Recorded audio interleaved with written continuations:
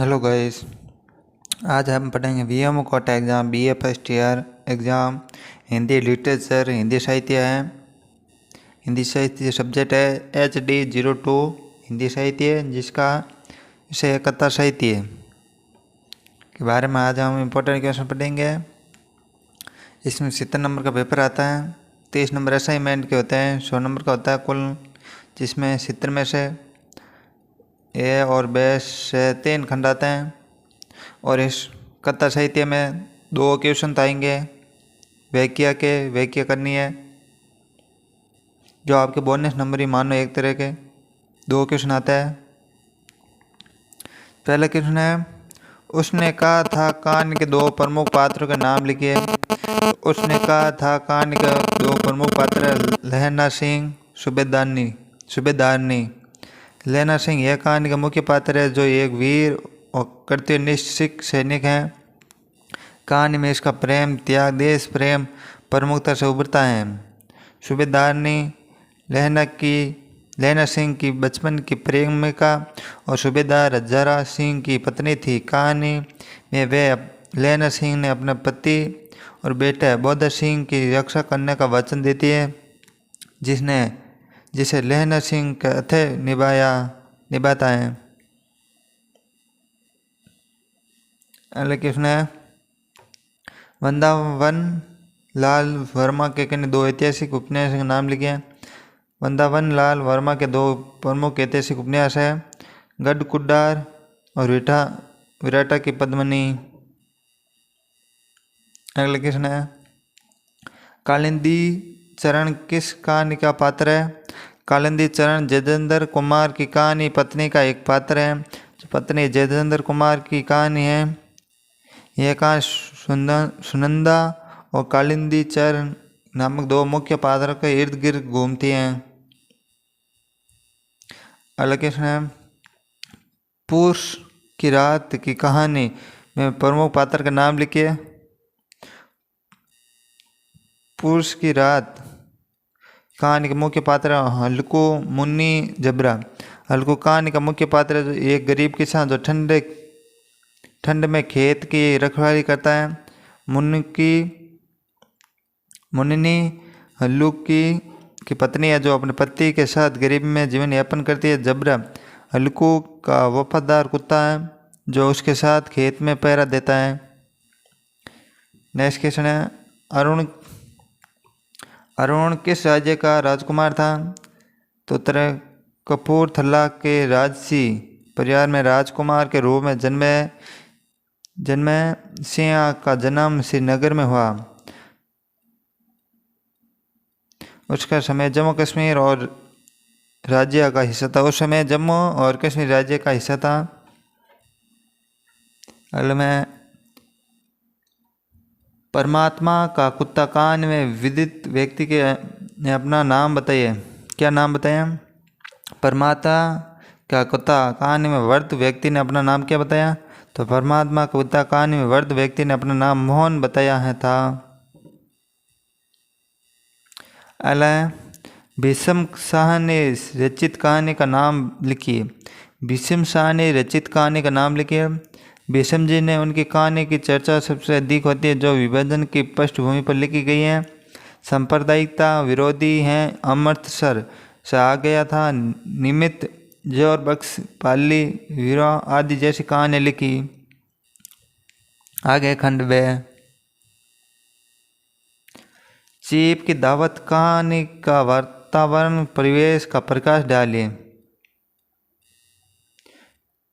Cheap की दावत के वातावरण परिवेश पर प्रकाश डालिए।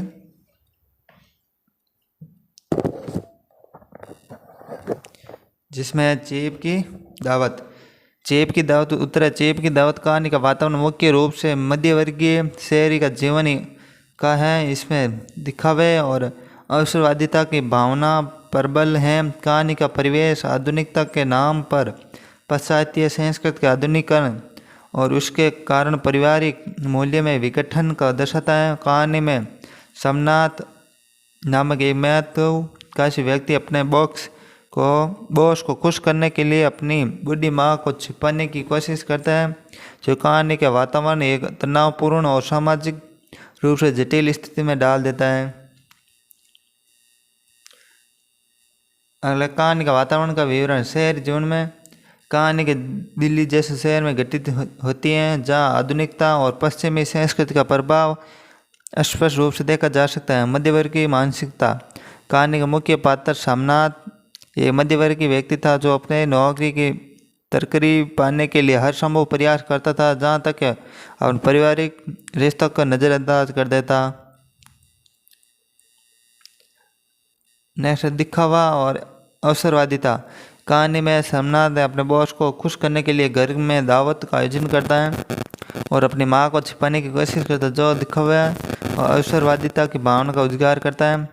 पारिवारिक मूल्य का विघटन। कहानी में सोमनाथ ने अपनी माँ के प्रति असंवेदनशीलता व्यवहार करता है, जो पारिवारिक मूल्य का विघटन को दर्शाता है। पश्चात संस्कृति का प्रभाव। कहानी में सोमनाथ और उसकी पत्नी पश्चिमी संस्कृति के आधुनिकीकरण में डूबे हुए थे, जो उनके व्यवहार और सोच में स्पष्ट रूप से दिखाई देता। तनावपूर्ण माहौल। कहानी में सोमनाथ द्वारा अपनी माँ को छिपाने की कोशिश के कारण घर में एक तनावपूर्ण माहौल बन गया। सामाजिक दबाव। कहानी में सोमनाथ को सामाजिक प्रतिष्ठा की चिंता थी, जो उसे अपनी माँ को छिपाने के लिए मजबूर करती। अगला क्वेश्चन है प्रश्न पुरस्कार। कहानी में मधुलिका के चरित्र की कोई 4 विशेषता बताइए। तो उत्तर है मधुलिका जयशंकर प्रसाद द्वारा लिखी गई कहानी पुरस्कार के मुख्य पात्र हैं, जिसके चरित्र में कोई महत्वपूर्ण विशेषता है, जिसकी 4 विशेषता है। कई महत्वपूर्ण विशेषता में देशभक्ति, स्वाभिमान, त्याग, कर्मठता। जिसमें पहली विशेषता है देशभक्ति। मधुलिका ने अपने देश कौशल के प्रति गहरी निष्ठा रखती है। वे अपनी भूमि पर बहुत प्रेम करती है और उसे किसी भी कीमत पर बेचना नहीं चाहती। जब राजा उस भूमि के बदले पुरस्कार देने की पेशकश करती है तो वे उसे ठुकरा देती है, क्योंकि वे अपनी ज़मीन को अपनी माँ के समान मानती है। वे उसे पता चला कि मगध का राजकुमार अणु दुर्ग पर आक्रमण करने की योजना बना रहा है, तो अपने देश की रक्षा के लिए कुछ दाव पर लगा देती है, यहाँ तक कि अपने प्रेमी अरुण को पकड़ा देती हैं। अगले स्वाभिमान। मधुलिका का स्वाभिमान युवती है। वे किसी भी प्रकार का अनुचित लाभ लेने का इनकार करती हैं। वे राजकुमार अरुण के प्रेम प्रस्ताव को भी ठुकरा देती हैं, क्योंकि वे जानती है कि प्रस्ताव उसके स्वाभिमान को ठोस पहुंचाएगा। वे अपनी मेहनत और परिश्रम पर विश्वास करती थी और किसी भी प्रकार के चालाकी धोखेबाजी से दूर रहती। और त्याग में मधुलिका त्याग की भावना से भरी हुई थी। वे अपने देश और प्रेम के लिए कुछ भी त्यागने की तैयार थे। जब राजा उसे पुरस्कार देने की पेशकश की थी तो वे अपने प्रेमी अरुण के लिए मृत्युदंड मांगती है। तो उसने देशद्रोह के अपराध में किया था, यह उसका सबसे बड़ा त्याग था। उसके निस्वार्थ प्रेम देशभक्ति का दर्शाता है। कर्मठता में मधुलिका एक कर्मठ होती है, जो अपने जीवन परिश्रम करके बिताती है। अपने खेतों में कड़ी मेहनत करती है और जो भी कमाती है उससे संतुष्ट रहती है। वे किसी भी प्रकार के आलस्य निष्क्रियता को पसंद नहीं करते। उसका परिश्रमी और कर्मठता उसके चरित्र को और भी मजबूत बनाते हैं। अगला क्वेश्चन है व्याख्या सप्रसंग व्याख्या। निम्नलिखित गद्यांश के सप्रसंग व्याख्या कीजिए। तो व्याख्या गहन स्त्री की संपत्ति होती है, पति और किसी भी संपत्ति उसका अधिकार नहीं होता है। जब उन्हें पहनकर निकलती तो उतनी देर तक उल्लास उसका हृदय लिखा रहता है और एक गहना मानव विपत्ति बाधा से बचने के लिए एक रक्षा अस्त्र है। किस बात का चिंता, इन्हें कोई उसके छीन न लेगा। आज मेरा श्रृंगार है, कल मेरा अदा न हो जाए। इससे प्रश्न व्याख्या कीजिए। तो उत्तर प्रसंग में यह गद्यांश किसी ऐसी स्त्री के बारे में है जो गहना को अपनी संस्कृति मानती है, संपत्ति मानती है। वह महसूस करती है कि पति की संपत्ति उसका कोई अधिकार नहीं है, लेकिन गहना ही उसके लिए एकमात्र संपत्ति है जिस पर उसका अधिकार है। और इसकी व्याख्या है इस गद्यांश में स्त्री गहनों को अपनी संपत्ति मानती है और यह भी मानती है कि पति की अन्य संपत्ति पर कोई अधिकार नहीं है। जब वे गहने पहनकर निकलती है तो खुशी मिलती है, उसका हृदय प्रसन्न हो जाता है। एक एक गहना उसके लिए एक रक्षक कवच की तरह है जो उसकी विपत्ति बाधा से बचाता है। इसे किसी बात की चिंता नहीं है क्योंकि उसे विश्वास है कि कोई भी उसे उसके गहने नहीं छीन सकता। आज ये गहने उसके श्रृंगार है, कल वे उसके जीवन का आधार बनेंगे। यह गद्यांश स्त्री के गहना निर्भरता और सुरक्षा की भावना को दर्शाता है। यह उस समय की सामाजिक परिस्थितियों को भी दर्शाता है जब महिला को संपत्ति का अधिकार नहीं था और उनके लिए एक तरह का सुरक्षा का साधन था, ये जो उस भविष्य के आने वाली मुश्किलों को बचाने में मदद करता। गहने ही संपत्ति। यह गद्यांश मता कि उसके समय महिला के लिए गहने ही एकमात्र संपत्ति है जिन पर उनका अधिकार था। सुरक्षा की भावना। गहनों पर विपत्तियों से बचाने वाला रक्षक कवच मानना स्त्री की सुरक्षा की भावना को दर्शाता है।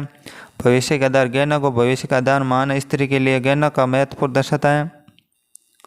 सामाजिक संदर्भ। यह गद्यांश उस समय के सामाजिक परिस्थिति को दर्शाता है जब महिला की संपत्ति का अधिकार नहीं था।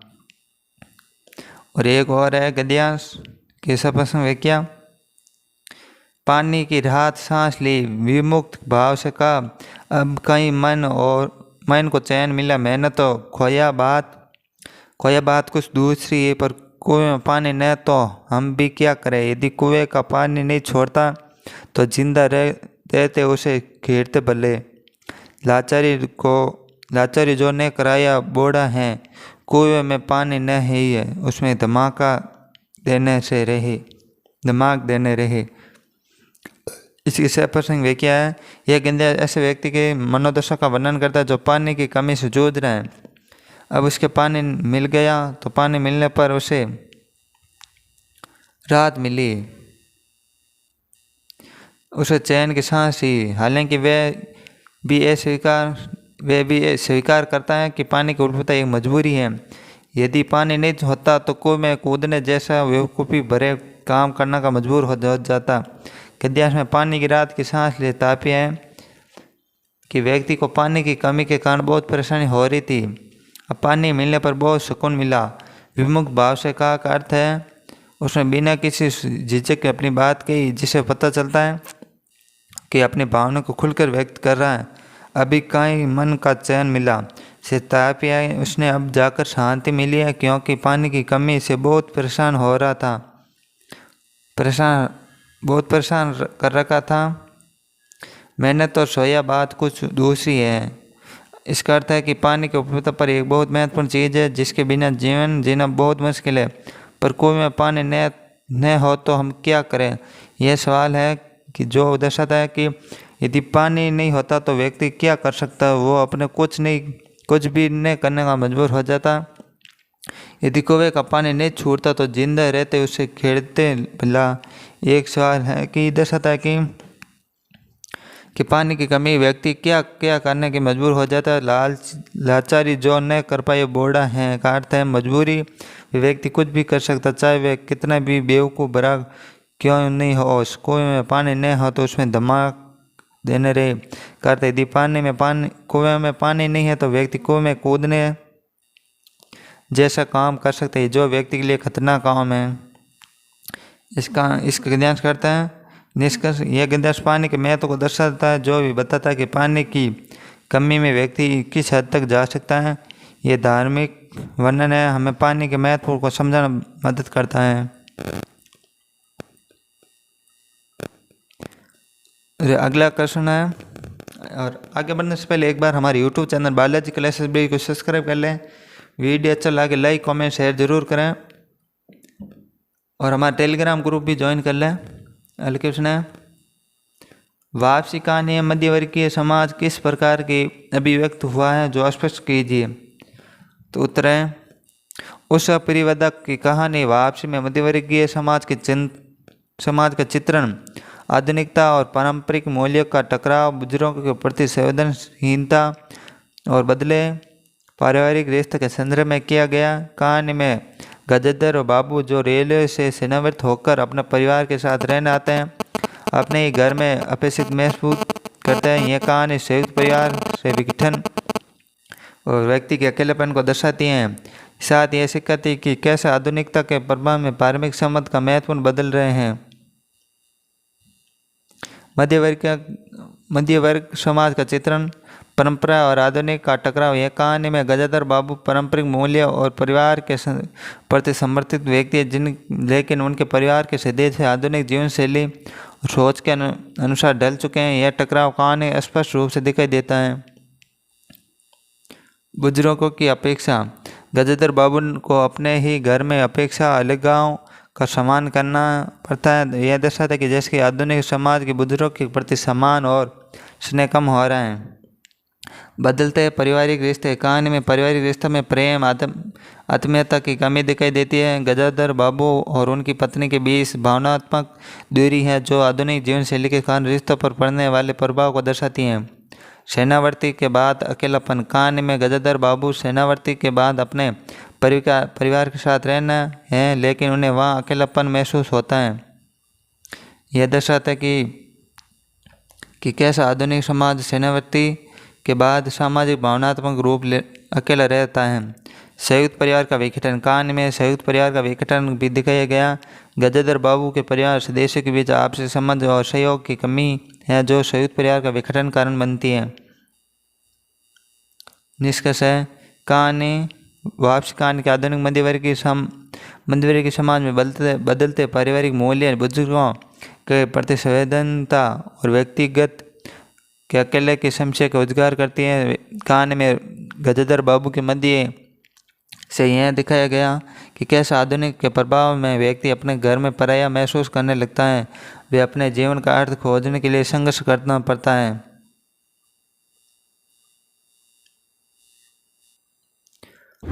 अगला क्वेश्चन। प्रसाद ने अपनी कहानी पुरस्कार के माध्यम से मानवीय यथार्थ का व्यक्त करते हुए स्पष्ट कीजिए। जयशंकर प्रसाद की कहानी पुरस्कार मानवीय यथार्थ का प्रेम, त्याग और राष्ट्रभक्ति के द्वंद्व के माध्यम से व्यक्त करती है। कहानी में मधुलिका और जो एक वीर सैनिक पुत्री है, अपने खेत और राज्य के लिए स्वेच्छा के त्याग देती है जो उसके पुरस्कार स्वरूप मिलने वाली थी। यह त्याग न केवल उसकी देशभक्ति को दर्शाती बल्कि उनके प्रति उनके भीतर प्रेम करते हुए के बीच संघर्ष को उजागर करता है। प्रेम और त्याग।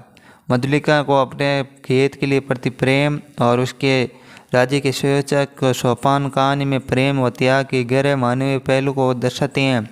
यह जानती है कि वे खेत उसके जीवन का एक महत्वपूर्ण हिस्सा है, लेकिन वे उसे उस राष्ट्र के हित को त्यागने में संकोच करती हैं। राष्ट्रभक्ति। मधुलिका का यह कार्य उसकी मजबूत राष्ट्रभक्ति का परिणाम। वे अपने व्यक्तिगत सुख दुख से ऊपर उठकर राज्य के प्रति अपनी निष्ठा व्यक्त करती हैं। यह दिखाता है कि कैसे एक व्यक्ति अपने देश के लिए बलिदान देने के तैयार हो सकता है। कहानी में मधुलिका ने मन प्रेम करते हुए के बीच द्वंद्व चलाया रहता है। वे अपने ही प्रेम से प्रेम करती है, वे अपने खेत से प्रेम करती है, लेकिन साथ वे राज्य के प्रति कर्तव्यबद्ध हैं। वे द्वंद्व कहानी का गहराई मार्मिकता प्रदान करती है। और मानवीय यथार्थ है। कहानी मानवीय यथार्थ, मानव संघर्ष और बलिदानों को दर्शाती है। यह दिखाती है कि कैसे मनुष्य अपने व्यक्तिगत इच्छाओं भावनाओं को राष्ट्रहित में त्यागने को तैयार हो सकता है। इस प्रकार कहानी मानवीय यथार्थ का एक सख्त चरित्र प्रस्तुत करती है। अगला खंड से जो कि लॉन्ग क्वेश्चन है, बड़े क्वेश्चन है।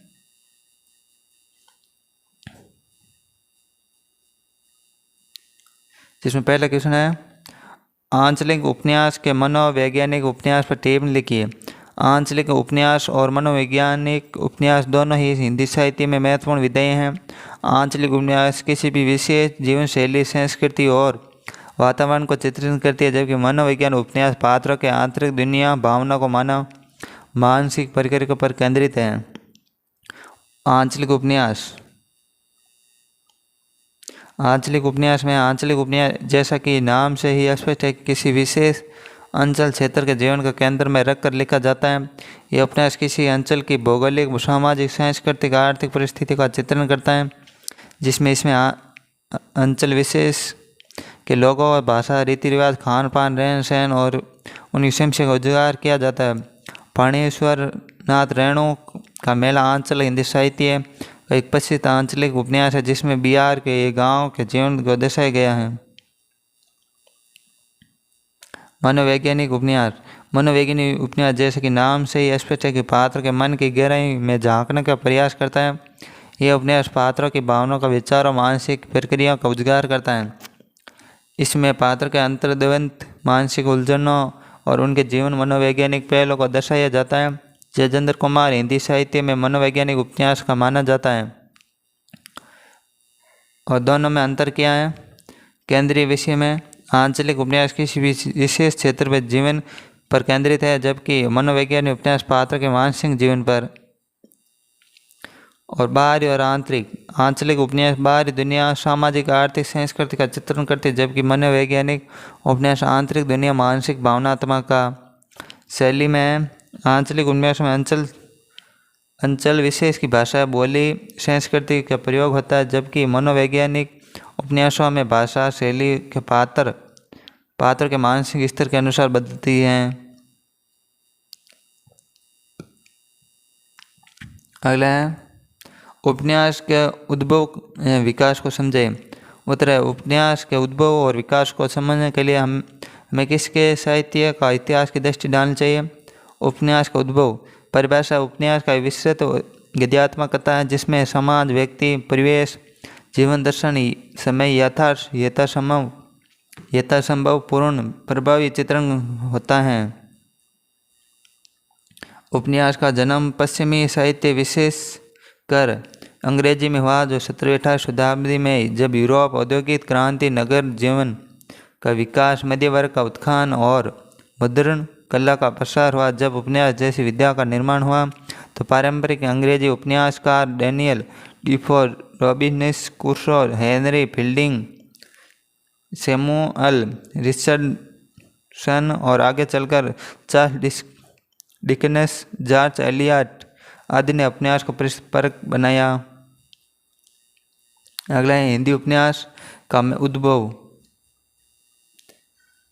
हिंदी उपन्यास का आरंभ भारतेंदु युग 19वीं शताब्दी के उत्तरार्ध में हुआ। सबसे पहले परिभाषा गुरु 1182 में श्रीनिवास दास को हिंदी के प्रथम उपन्यास माना जाता है।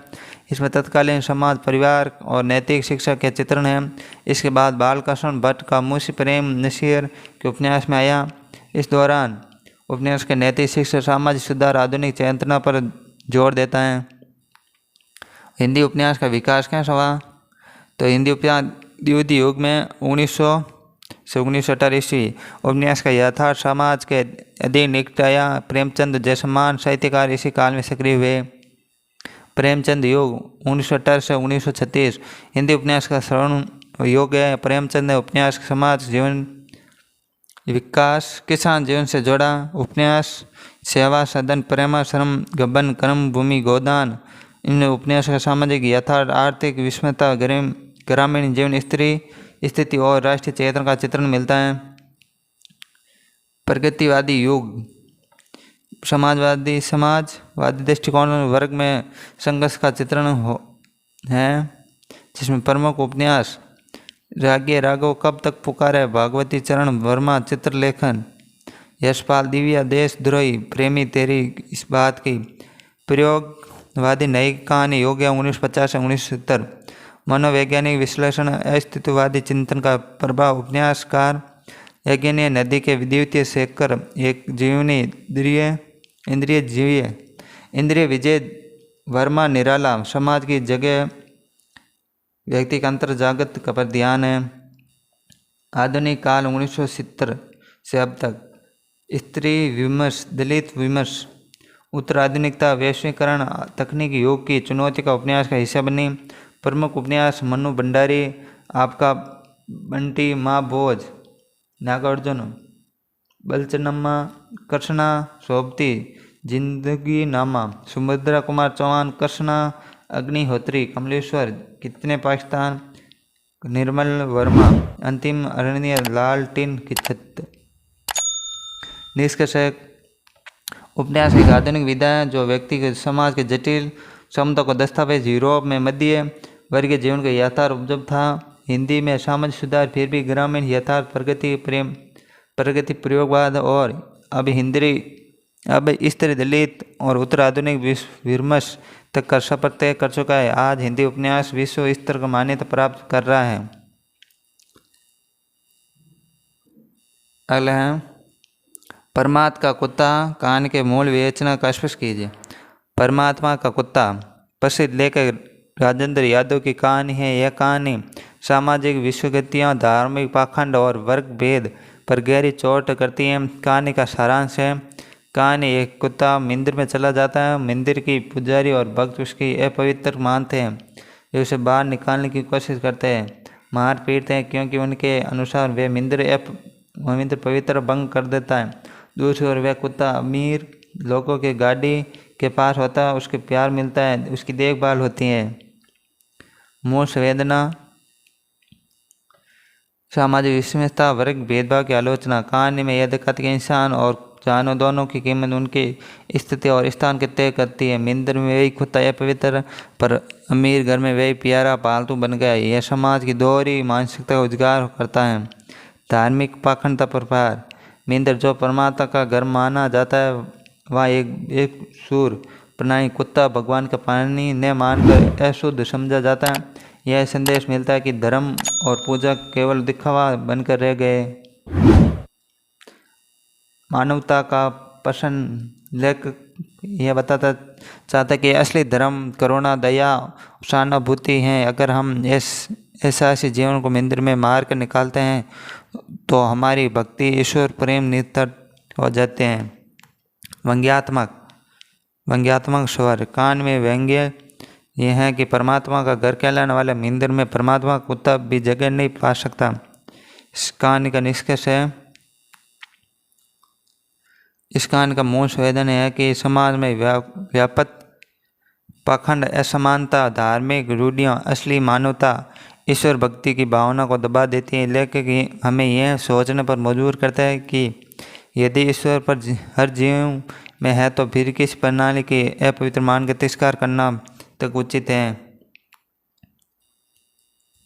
अगला कहानी है, अगला क्वेश्चन। उसने कहा था कहानी के तत्व पर आधारित विवेचन कीजिए। तो उत्तर है, उसने कहा था हिंदी की प्रसिद्ध कहानी, उसके लेखक चंद्रदत्त वर्मा गुलेरी हैं। उसने हिंदी के सर्वश्रेष्ठ कहानी में गिना जाता है। यह कहानी प्रेम, कर्तव्य, बलिदान, देशभक्ति का अनूठा संग्राम है। अब इस कहानी के तत्वों के आधार पर हम विवेचित करते हैं। कथानक। कहानी का कथानक अत्यंत सख्त और धार्मिक है। लोहार के बाजार में बालिका मुलाकात प्रारंभ होती है। नायक का निष्पाप प्रश्न है, तुम्हारी कुड़माई हो गई क्या? तो आगे की घटना पृष्ठभूमि तैयार करता है कि बाद में भी बालक जवान होकर सैनिक बनता है और संयोग से युद्ध उसी बालिका का पति अपने अधीन सैनिक के रूप मिलता है। युद्ध के समय वह नायक उसके अपने प्राण की बाजी लगाकर उस बालिका के पति को बचाता है। चरित्र चित्रण। नायक, यह लड़का, यह सैनिक। नायक 10 प्रतिज्ञा, निष्ठावान और त्यागी हैं। बाल्यकाल का स्नेह और वचन निभाने के लिए प्रणव करता है। बालिका नायिका सरल भावुक और भारतीय स्त्री संस्कारों के युक्त है। उसका बचपन का स्वाद पूरी कथा को दिशा देता है। नायिका का पति युद्ध भूमि में उपस्थित सैनिक, जिसके जीवन की रक्षा के लिए नायक स्वयं बलिदान देता है। चरित्र सजीव, धार्मिक, आदर्शवादी हैं। संवाद है। कहानी में संवाद अत्यंत स्वाभाविक और प्रभावशाली है, विशेषकर तेरी कुड़माई हो गई।